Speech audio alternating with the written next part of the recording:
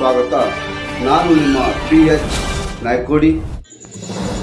ಮಲ್ಲಿಕಾರ್ಜುನ ದೇವಸ್ಥಾನದಲ್ಲಿ ಸಪ್ತ ಭಜನೆ.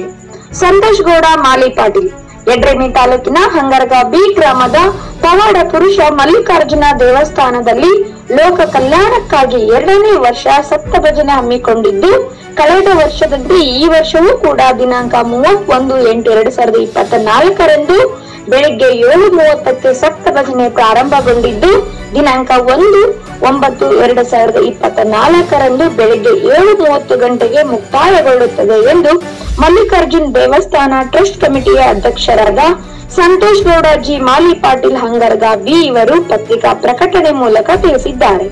ಈ ಸಂದರ್ಭದಲ್ಲಿ ಹಂಗರಗ ಬಿ ಹಾಗೂ ಕರಕಿಹಳ್ಳಿ ಗ್ರಾಮದ ಗ್ರಾಮಸ್ಥರು, ಯುವಕರು, ಹಿರಿಯರು, ಮುಖಂಡರು ಉಪಸ್ಥಿತರಿದ್ದರು.